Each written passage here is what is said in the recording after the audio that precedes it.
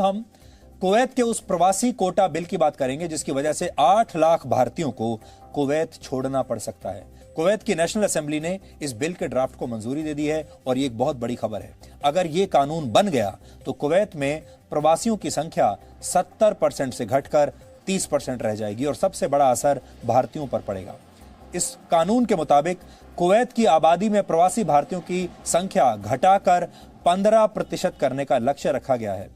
फिलहाल कुवैत में भारतीयों की संख्या करीब 14.5 लाख है और यह कुवैत की कुल आबादी के 30% से ज्यादा है। यानी अगर नया कानून लागू हो गया तो सिर्फ 7 लाख प्रवासी भारतीयों को ही कुवैत में रहने की अनुमति मिलेगी और बाकी के 7 से 8 लाख भारतीयों को कुवैत छोड़कर वापस भारत आना पड़ेगा।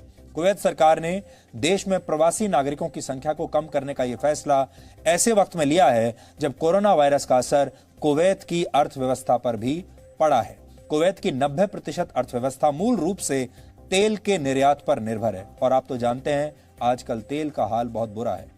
कोरोना महामारी और लॉकडाउन की वजह से कच्चे तेल की मांग बहुत कम हो गई है। एक वक्त ऐसा भी आया जब अंतर्राष्ट्रीय बाजार में कच्चे तेल की कीमत कई जगहों पर जीरो से भी नीचे यानी नेगेटिव में चली गई थी।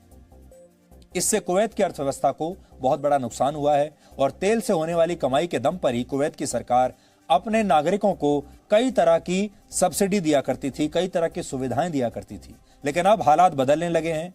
कुवैत की सरकार के पास पैसा अब उतना रहा नहीं और वो चाहती है कि वहां के मूल नागरिकों को भी अब रोजगार मिले, यानी वो अब काम करके पैसा कमाएं, सब्सिडी ना लें।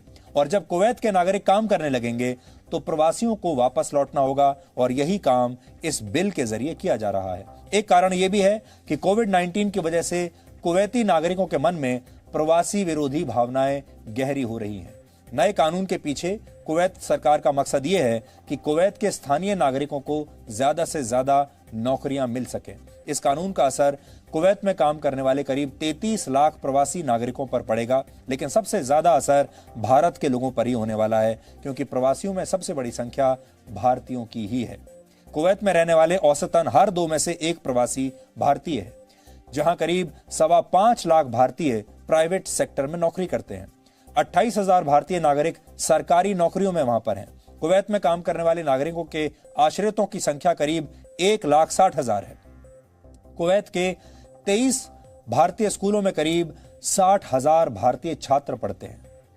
अगर कुवैत में प्रवासी कोटा बिल कानून बन गया तो सबसे ज्यादा खतरा उन प्रवासी भारतीयों को होगा जो वहां मजदूरी करते हैं और एक्सपर्ट्स ये बता रहे हैं कि कुवैत सरकार सबसे पहले उन प्रवासी नागरिकों को देश से बाहर भेजेगी जो या तो पूरी तरह से निरक्षर हैं या बहुत कम पढ़े लिखे हैं। कुवैत में निरक्षर प्रवासी नागरिकों की संख्या करीब 13 लाख है और इनमें भी भारतीय ही सबसे ज्यादा हैं।